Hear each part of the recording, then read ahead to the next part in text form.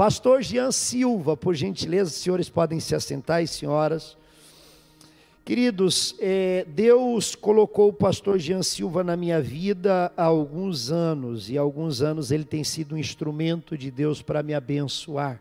Eu louvo a Deus porque eu acredito que o nosso crescimento, o nosso desenvolvimento pessoal, ele passa pelos relacionamentos. É impossível crescer sem se relacionar. E o pastor Jean Silva, ele tem sido instrumento de Deus na minha vida. Eu sou amigo pessoal dele, da pastora Márcia, a esposa dele, da Débora e da Cálita, as filhas dele, e agora também, comecei a conhecer os netinhos que estão chegando, e nós louvamos a Deus porque nós sabemos que Deus é um Deus abençoador. Pastor Jean Silva é escritor de vários livros, ele é pastor do Ministério Teu Reino, em Araranguá, uma igreja muito grande, gigante, abençoada, que eu já tive o prazer de conhecer, e até de ministrar algumas vezes lá, tremendo assim, igual vara verde, como dizia meu pai, mas tive esse privilégio.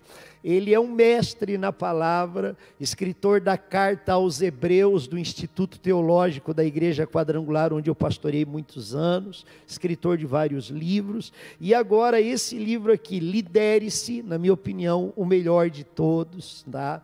Tem viajado o Brasil ministrando esse tema, liderar-se, o nosso maior desafio.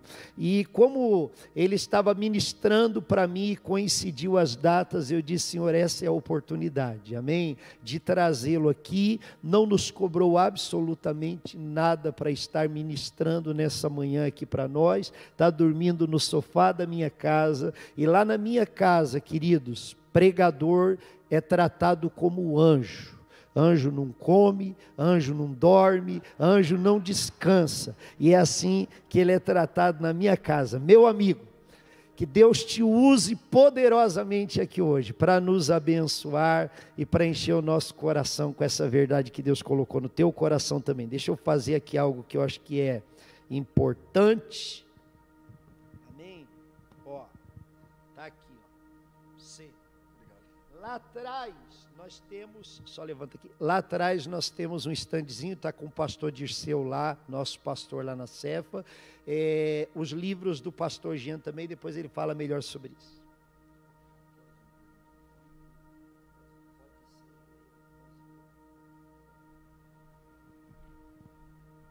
Bom dia, pastores, pastoras, Deus abençoe. Eu quero desde já agradecer a Deus, por essa paz que Ele colocou nesse ambiente, por essa ambiência profética que Ele trouxe sobre nós. Eu quero agradecer também a vida do pastor Jair, que é o pastor desta igreja, Igreja Betel, da pastora Aline. A minha esposa passou a noite no hospital Joana de Guzmão com a nossa netinha, a Aurora. Quando vocês orarem, por favor, orem pela Aurora. A Aurora, ela nasceu com gastroquise, que é uma doença, um problema que a criança nasce com o intestino todo para fora. E ela só nasceu e já precisou ser submetida a uma cirurgia, e ela está hospitalizada há 36 dias. Minha filha caçula está tendo que passar ali no hospital. Minha esposa, aproveitando a minha vinda para cá, que estivemos ministrando a conferência ontem na igreja do bispo Jalmir, que é o presidente desse conselho, esposo da pastora Silvia, Deus abençoe também. Então, orem pela Aurora, se puderem, amém? É a nossa segunda neta, nós tivemos 2 netos no período de 4 dias de diferença. Então, orem por ela, por favor. O pastor Jalmir falou do nosso livro, irmãos, o livro Lidere-se, e esse livro é o livro que eu uso para fazer conferência em algumas igrejas. E se você puder adquirir, eu não sobrevivo pela venda de livros. Eu sou pastor de uma igreja que me sustenta a minha vocação para pastorear em tempo integral. E nós temos um trabalho social muito forte, muito desafiador na nossa igreja. E nós, há mais de 2 anos, auxiliamos mensalmente mais de 100 famílias. Sempre no segundo sábado do mês, nós doamos cestas básicas, foi sábado passado. Sábado passado nós doamos quase 1,5 tonelada de comida. E é um desafio, porque nós não temos ajuda governamental e nem de empresários da cidade. É o povo mesmo que doa 1 cesta, 5 cestas. Então, o lucro do livro também é para isto. E usando o livro, nós realizamos a conferência Lidere-se. Caso os pastores tenham necessidade ou interesse, a conferência Lidere-se é uma conferência de ativação para ativar os cristãos que estão parados nesse período de pandemia e também de reconfiguração, para reconfigurar os cristãos que estão trabalhando, mas não estão tendo resultado. Às vezes nós confundimos o fazer muito com fazer bem feito. Então a conferência visa afiar o machado da igreja.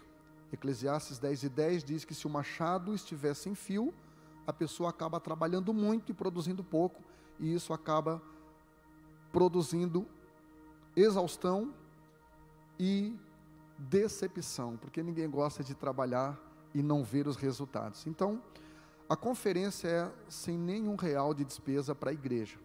Não cobro oferta, não cobro despesa de viagem e, se precisar, não cobro hospedagem e nem alimentação. Tá certo? Depois, se você tiver interesse, nos procure ali atrás. Gente, abra sua Bíblia comigo, por favor.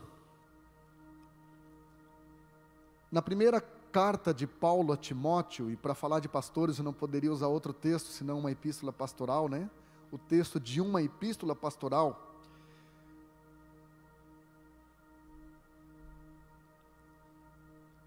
Primeira Timóteo capítulo 4, versículo de número 16. Nosso maior desafio, irmãos, não é liderarmos pessoas, é nós liderarmos esta pessoa, nos liderarmos. Este é o nosso grande desafio. E quando você lê o livro de Gênesis, no capítulo de número 37, o desafio de José, depois que ele recebeu o sonho, não foi liderar os seus irmãos, não foi liderar a casa de Potifar, não foi liderar o império. O grande desafio de José foi liderar a sua vaidade, a tentação de compartilhar com seus irmãos o seu sonho. Não era para ele ter feito isso.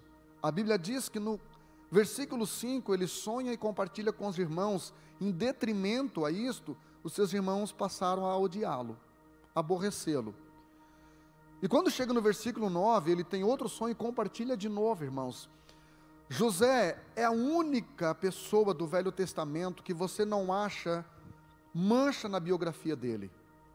Só que nesse texto aqui, denota-se uma imaturidade e uma ingenuidade da parte de José.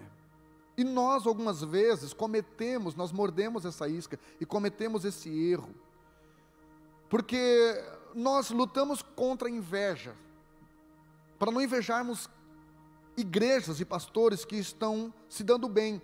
Só que nós, às vezes, nos descuidamos em não alimentarmos a inveja nos outros. As pessoas perguntam, como é que está, pastor? Irmão, está tudo certo, eu estou voando. E às vezes isto acaba aguçando a inveja nas outras pessoas.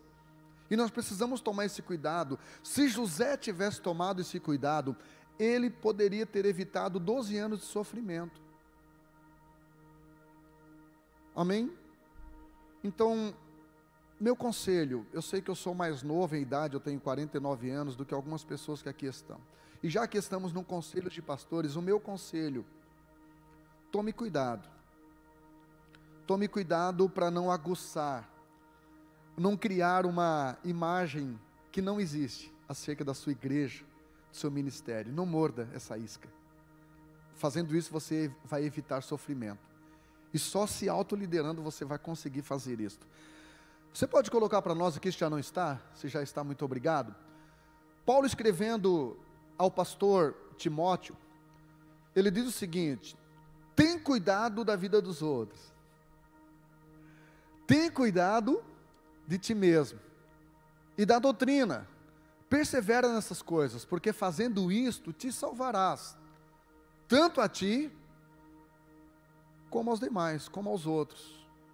Pai, no nome de Jesus, eu oro agradecendo por este momento, pedindo que o Senhor venha trazer sobre nós uma revelação, que como falou o pastor Jair na abertura deste culto, que esta palavra apenas não seja lida, mas que seja comida, que seja degustada, e não importa o quão amarga ela seja em alguns momentos do confronto, que ela possa nos reconfigurar, e ela possa nos ensinar a exercermos uma autoliderança. Amém? Vamos lá então, a primeira parte do texto, e eu preciso que você deixe esse texto na tela, se você puder.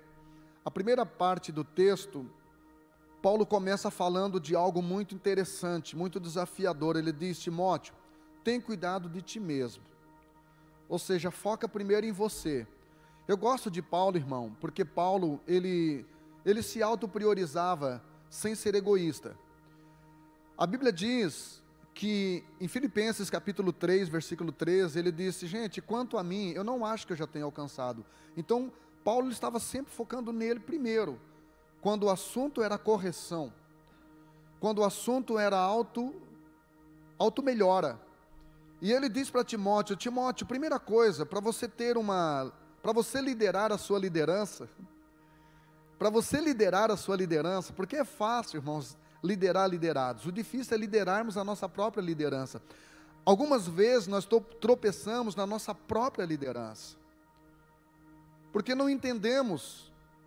E Paulo disse: Timóteo, tem cuidado de ti mesmo. Ele estava dizendo: Timóteo, se lidere, porque quem não se lidera se sabota. Quem não se lidera, irmãos, acaba se sabotando.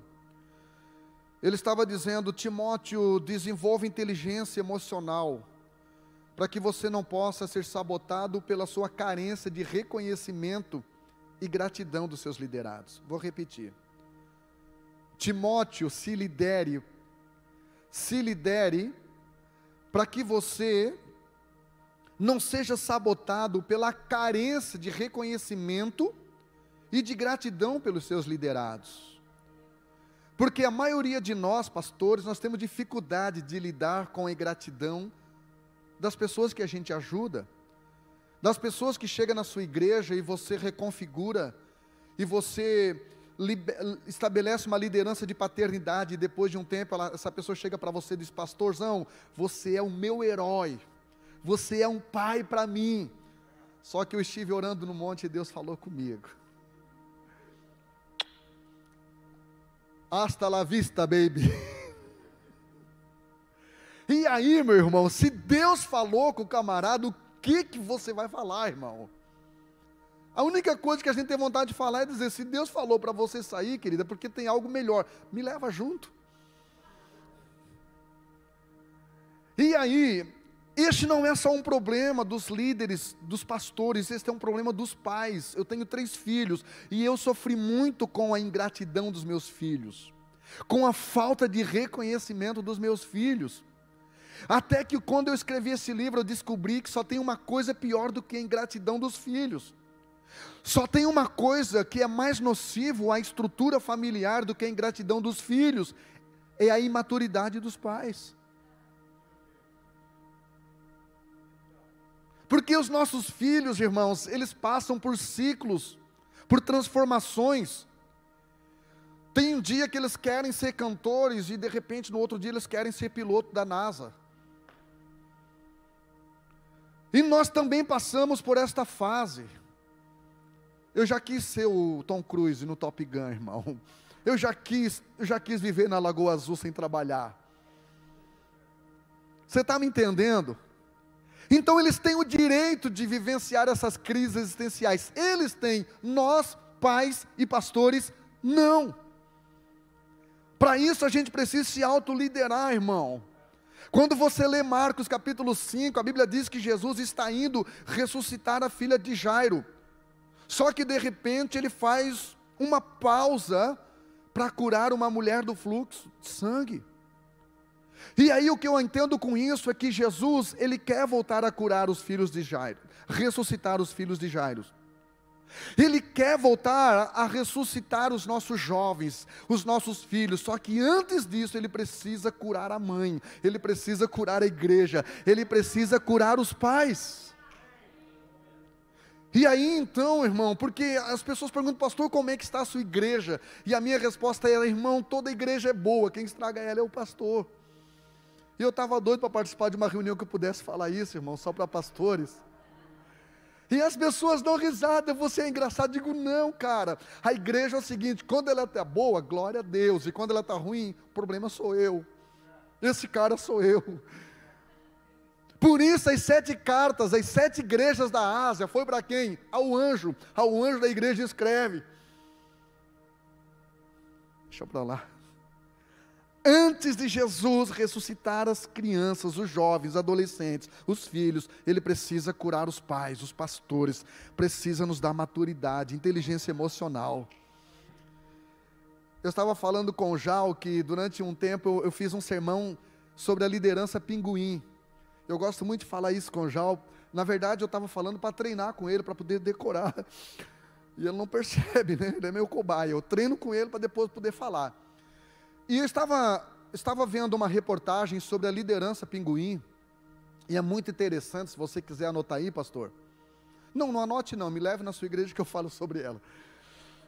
Eu estava vendo sobre a liderança pinguim, e a liderança pinguim, ela tem algumas características que servem muito para esse momento de pandemia. O pinguim, irmão, ele é interessante porque ele tem pernas, mas ele não corre. Você já viu um pinguim correndo? É assim, ó. Todo desengonçado, ele não consegue correr. O pinguim, ele tem asas, mas ele não voa. Ele é uma ave que não voa. Então ele precisou desenvolver uma outra habilidade, nadar. E eu aprendo com isso na liderança pinguim, que se eu não puder ser um multitarefa, se eu não puder fazer tudo, se eu não sei fazer algumas coisas, se eu não tenho habilidade para todas as coisas, eu preciso focar na minha expertise e eu preciso desenvolver habilidades que tragam resultados para a minha vida. Se você não puder correr, se você não puder voar, nade, pastor.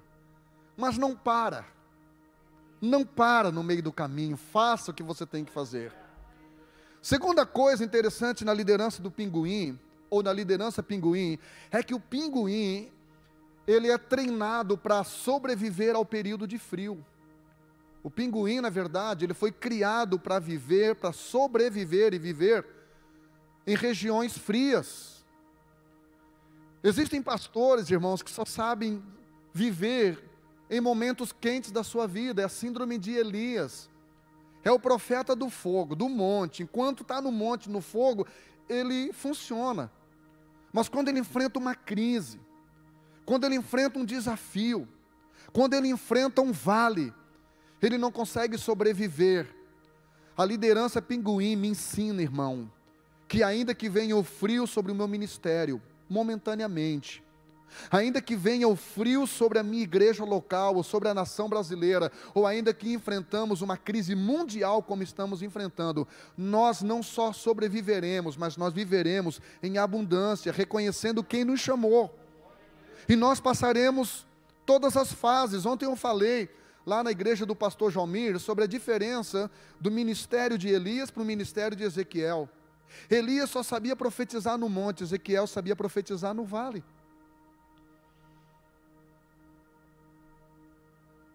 Mesmo no vale, ele sabia continuar sendo profeta, ele sabia continuar funcionando. Ainda, irmão, que a sua igreja, meu pastor, esteja enfrentando um vale, ainda que a sua igreja esteja sendo desafiada por esse momento inusitado, que você nunca vivenciou, o mundo nunca vivenciou, a igreja nunca vivenciou, a maioria das pandemias, a igreja era o subterfúgio das pessoas. Agora não, a igreja entrou no pacote de provação de Deus, e nós precisamos nos reconfigurarmos e entendermos este momento. Terceira característica da liderança pinguim, é que o pinguim, por ser uma ave marítima, ele absorve muito sal, e por causa disso, se ele não se ele não fazer um processo de dessanilização, ele acaba aumentando a sua pressão e morrendo. Quando você vai num médico e você está com pressão alta, a primeira coisa que ele corta da sua vida é o quê? É o sal. Só que o problema é que nós pastores fomos chamados para lidar com quem, gente? O que Jesus falou em Mateus 5,13 que a igreja seria? Como é que está a sua pressão arterial, pastor? Para lidar com esse sal, para engolir esses sals. O problema não é ser o sal, irmão. Nós não temos dificuldade de lidar com o sal. O nosso problema é lidar com sal grosso. Porque o sal fino, irmão, ele não aparece. O sal fino, um arroz sem sal não tem gosto de nada. Mas um arroz com sal não tem gosto de sal, tem gosto de arroz. Porque o sal, ele cumpre o seu papel, ele cumpre a sua influência, sem roubar a identidade de ninguém. Quando nós lidamos com o sal fino na nossa igreja, está tudo certo, irmão. Pior é quando a gente lida com o sal grosso. O sal grosso você coloca na carne, você coloca no fogo, e ele continua lá, irmão, aparecendo. E só tem um jeito do sal grosso sair fora, é batendo na carne. Meu pastor, você precisa adquirir a habilidade de dessanilizar. Não absorve esse sal. Quando chegar na sua casa, eu e minha esposa, a gente chegava em casa no domingo do culto e levava os crentes que não foram no culto para a nossa cama. E a gente ficava, o fulano faltou, e já é o terceiro culto que eu percebi que ele falta. O Beltrano, irmão, Deus olhando para mim dizendo, amados, vão transar.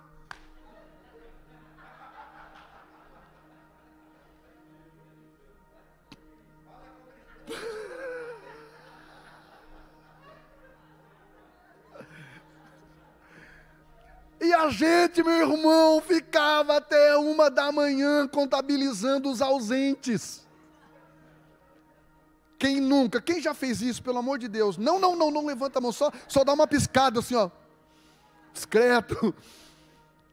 Irmão, você precisa se dessanilizar. Não absorva esse sal, atenda as pessoas, esteja disponível, ouça as pessoas, mas não absorva os problemas dela.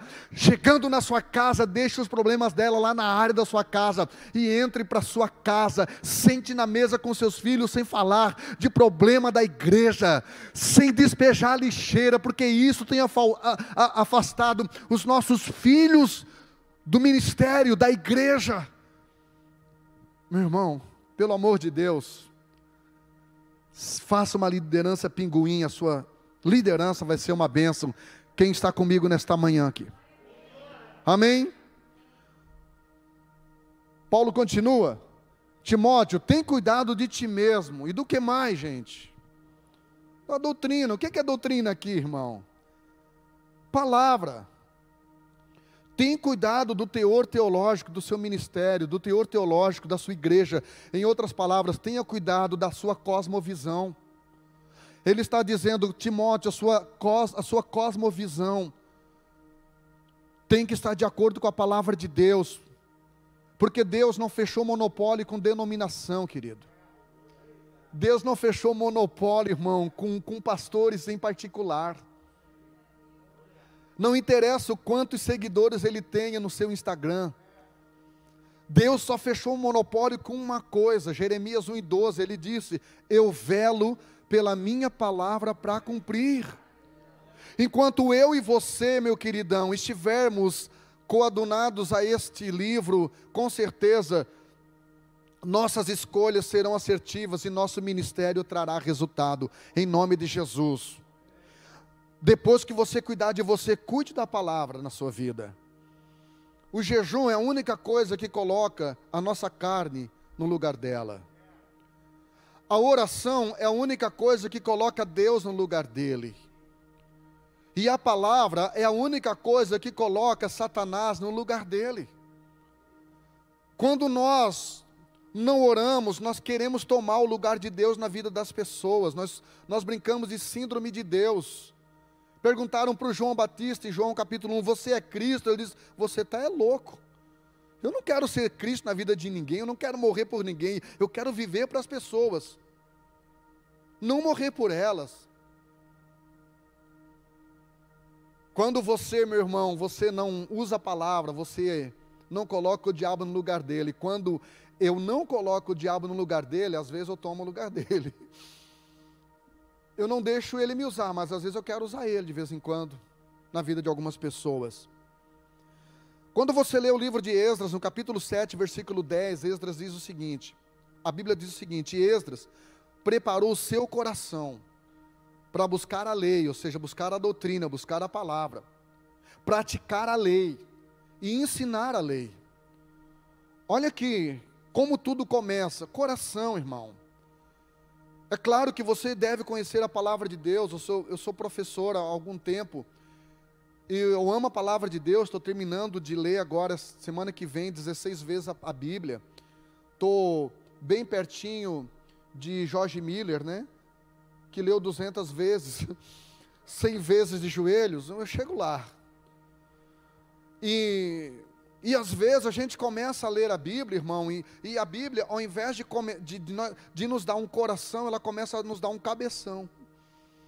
Aí você fica intelectual, aí você não ouve mais ninguém, você não dá mais oportunidade para as pessoas que estão começando. Ontem eu falei na igreja do pastor João, a primeira vez que eu preguei, irmão, 18 minutos, eu dei 58 aleluias, por causa do nervosismo. E se não me fosse dado oportunidades, depois daquela vergonha que eu fiz, hoje eu não teria o ministério que eu tenho. Então o Esdras estava dizendo, eu preparei o meu coração, queridão, ministério começa com o coração. É claro que nós devemos oferecer a Deus um culto racional, conforme o Romanos 12:1, mas o ministério tem que começar com o coração, porque senão os nossos cultos ficam só informação e não produz transformação. Só as palavras que vêm do coração transformam. Jesus, ele mudava pessoas, ele transformava pessoas, porque na comunicação de Jesus, ele rompia o sistema reticular de informação. Pastor, o que é o sistema reticular de informação? É um sistema que Deus colocou no nosso cérebro, porque como nós recebemos muita informação durante o dia inteiro, se não houver um filtro, o nosso cérebro explode com excesso de informação. Então esse filtro foi colocado no nosso cérebro por Deus, para filtrar só o que é importante. Nós importamos só o que é importante. Quem está me entendendo? Então Jesus, ele conversava com as pessoas sobre aquilo que era importante para elas. Porque comunicação que funciona é aquela comunicação que produz resultado na vida das pessoas. As pessoas, elas estão cansadas de virem na igreja para nos ouvirem falar para elas. Elas querem que a gente fale com elas. Jesus falava com as pessoas e não apenas para as pessoas. Por isso, João capítulo 4, ele fala para aquela mulher sobre água, porque aquela mulher como prostituta, aquela mulher como uma mulher de vida livre sexualmente, ela sabia o que era ter falta de água, porque ela só podia buscar água meio-dia, que era o horário em que as mulheres casadas e sérias estavam nas suas casas almoçando. Então ela sabia o que era uma necessidade de água. Quando nós entendermos isso, irmãos, e nós começarmos a comunicar às pessoas aquilo que vai sarar a dor delas, os nossos resultados como pastores vai começar a mudar. Não fale da eternidade com as pessoas sem antes suprir a necessidade delas. Quando você se preocupa com a necessidade de alguém, você acessa o coração dela para você falar sobre o que você quiser. Foi o que Jesus fez. Jesus falou com ela sobre água, rompeu o sistema reticular de informação, ela deu atenção a ele, e ele falou da eternidade. Se você beber da água que eu tiver, dentro de você vai se formar uma fonte que salta para a vida. Antes de falar da eternidade com alguém, demonstre que você está preocupado com a necessidade desse alguém. Amém?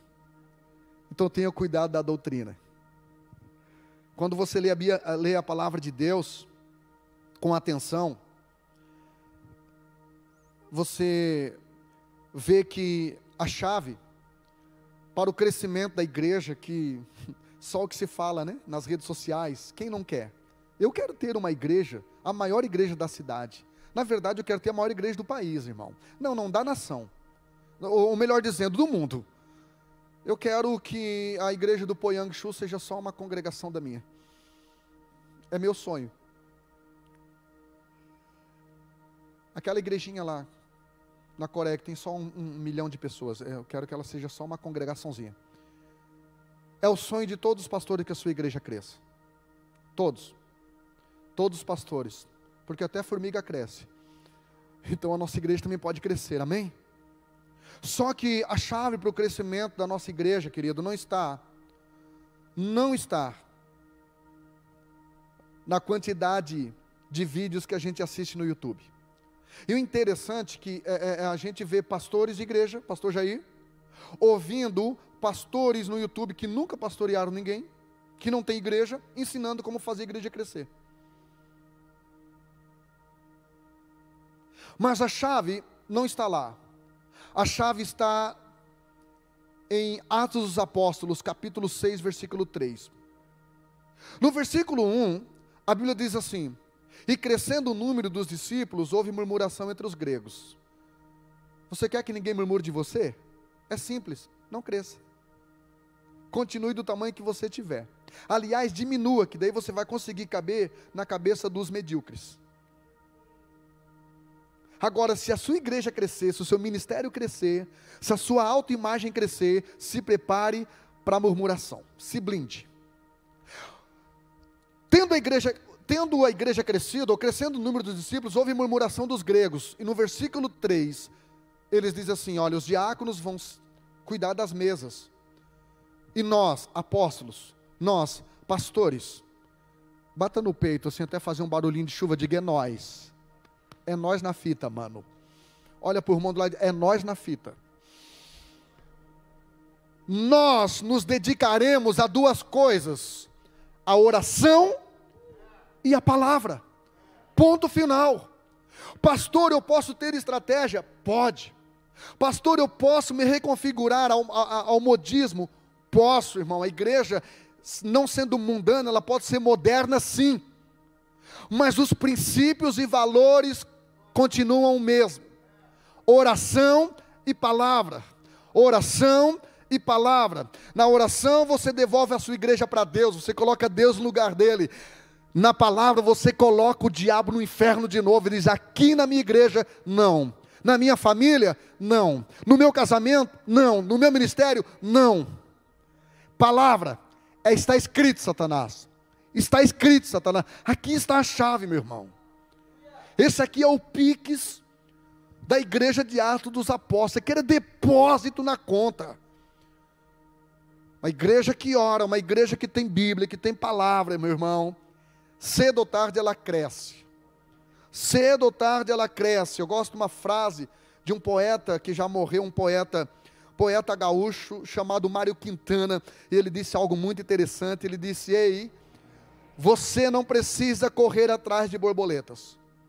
Simplesmente cuide do seu jardim, e as borboletas virão até você. Não corra atrás de estratégias, de métodos. 7 isso, 5 aquilo, 12 aquilo outro. Que bom que fosse fácil assim. Não existe métodos pequenos para resultados grandes. Cuide do seu jardim. Cuide do seu coração, cuide da sua mente, cuide do seu casamento, cuide da sua família, cuide da sua inteligência emocional, cuide do seu intelecto, cuide do seu conteúdo, cuide da sua igreja, e as borboletas virão, irmão.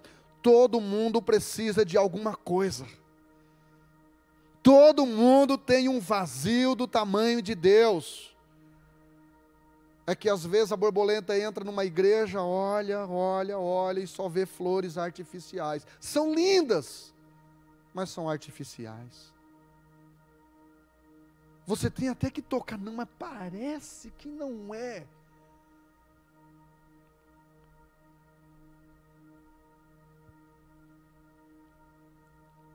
As coisas mudaram na igreja quando nós colocamos a casa de oração há 3 anos. Oração de segunda a sexta, das 6h30 da manhã às 7h30.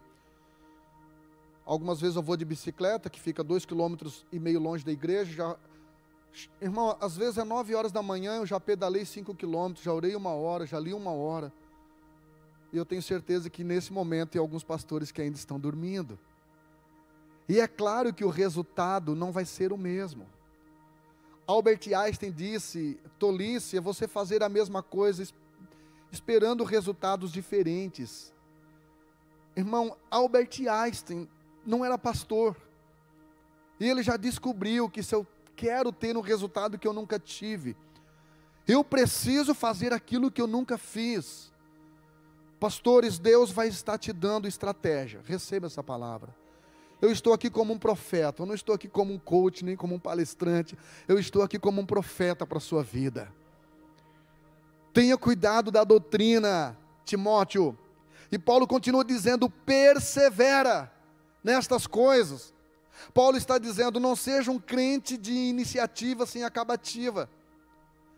Paulo estava dizendo: consuma aquilo que você foi chamado para fazer, termine. Nós brasileiros, nós temos um problema, nós começamos, a gente vai para a academia, irmão, e já posta foto.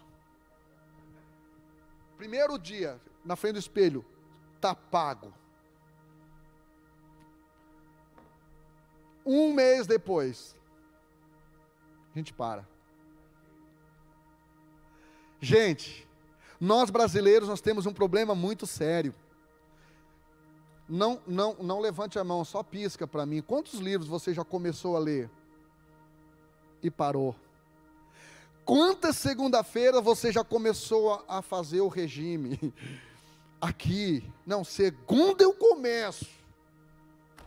Quantas viradas de ano, assim, quantos réveillons, eu já dobrei meu joelho e disse: Deus, esse ano eu vou orar 20 horas por dia. Deus olha para mim e diz assim: meu Deus, de novo. Paulo está dizendo: persevera nessas coisas, ou seja, tenha constância. Esse texto é muito parecido com 1 Coríntios 15:58, que Paulo disse: sede firmes e constantes, sempre abundantes na obra do Senhor, sabendo que o vosso trabalho não é vão, quando ele é feito no Senhor. Sede firmes e constantes, sempre abundantes na obra de Deus, sabendo que o vosso trabalho não é vão no Senhor. Pastor, meu lindo, ainda que as pessoas da tua igreja não tenham te reconhecido e nem te recompensado, ainda que as pessoas da sua igreja tenham sido ingratas com você, entenda, Deus não fica devendo nada para ninguém. Tudo aquilo que você fez está escrito num livro, e a recompensa virá. A recompensa virá. Amém? É isso que Paulo está falando para Timóteo. Vamos continuar aqui. Ele está dizendo: porque fazendo isto, fazendo o que, Paulo? Sendo constante no cuidado contigo mesmo e com a doutrina. Fazendo isto, o que vai acontecer? Tu vai te salvar, Timóteo. Tu vai te salvar. Paulo está dizendo: fazendo isso. Paulo está dizendo: imitando esse modelo. Não adianta inventar. Não adianta tentar criar outra coisa. É isso, Paulo está dizendo. Ele estava dizendo: faça isso, imite esse princípio. E eu gosto de Paulo que ele era muito bom de imitação. 1 Coríntios 11:1 ele diz: sede meus imitadores como eu sou de Cristo. Eu acho interessante, falei ontem na igreja do Bispo Jal, que o Steve Jobs, ele não inventou o celular. Ele não inventou o tablet. Ele não inventou o notebook. Ele imitou o modelo do celular, do tablet, do notebook. Daí ele fez o iPhone, o iPad e o MacBook. Ele imitou e melhorou, reconfigurou. E hoje a Apple é a empresa que mais vende, que mais fatura. Então eu não preciso mais inventar a pólvora. Eu posso conversar com o pastor Jair e perguntar: pastor, qual o segredo da sua igreja? No que o senhor acertou e no que o senhor errou? O que o senhor não faria hoje? Só que eu confesso, eu como pastor tenho muita dificuldade. Você pode gritar para alguém do seu lado, já que você está longe, diga assim, ó: só os humildes imitam.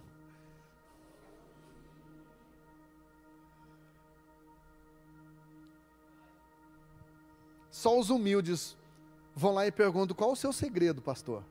O que você tem feito?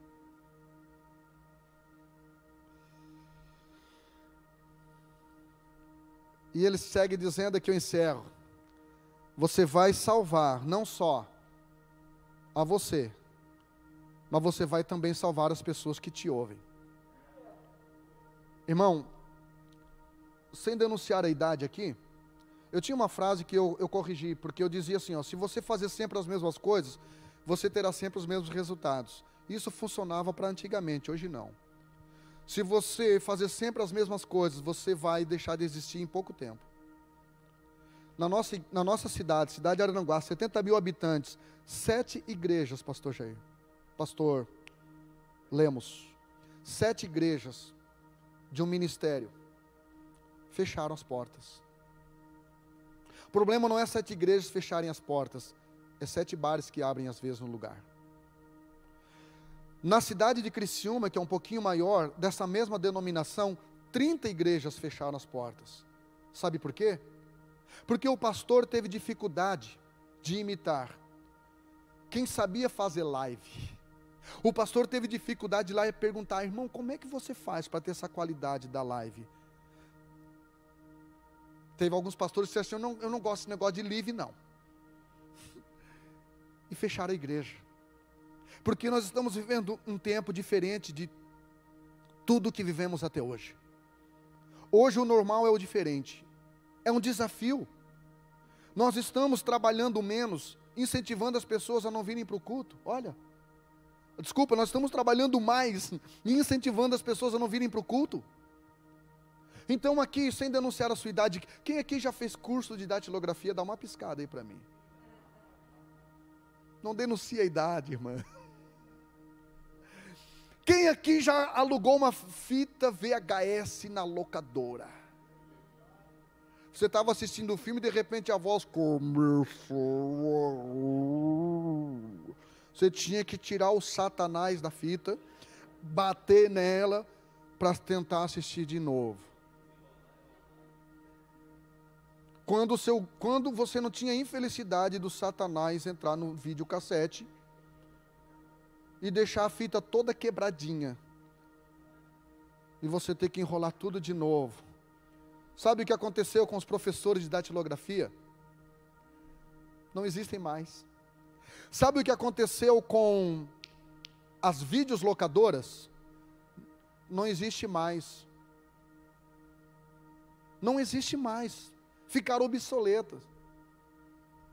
Então, nós pastores, nós precisamos entender que estamos vivendo um outro tempo. E nós precisamos entender que ainda que nós venhamos manter princípios e valores, nós precisamos nos reconfigurar, nos ressignificar, nos redesenhar. Se antes nós conseguíamos viver sozinhos, hoje não dá mais. Hoje nós precisamos ser amigos, estarmos juntos, torcendo um pela igreja do outro. O pinguim, ele só consegue vencer o frio, porque o pinguim é uma ave gregária, é uma ave que vive em colônia, em bando. Deus nos deu inteligência colaborativa. Um gênio chamado Einstein, na flora amazônica ou na fauna africana, ele não dura um dia sozinho. Deus nos deu inteligência colaborativa.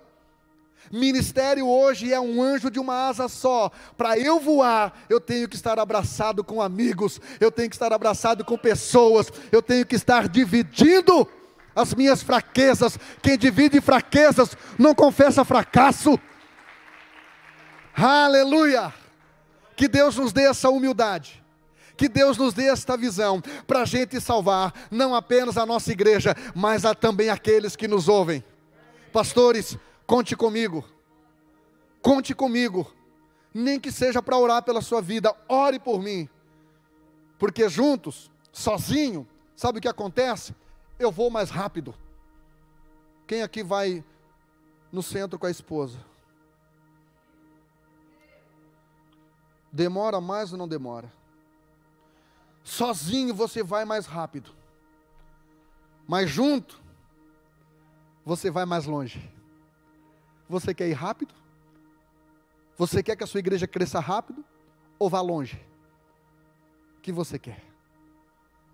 Que nossa igreja cresça paulatinamente, mas que ela vá muito longe, ganhando muitas nações, ganhando muitas pessoas, dando um resultado, meu irmão, exponencial e abrangente. Eu profetizo isso para a sua vida, no nome de Jesus. No nome de Jesus. Amém, meu pastor? Fique em pé.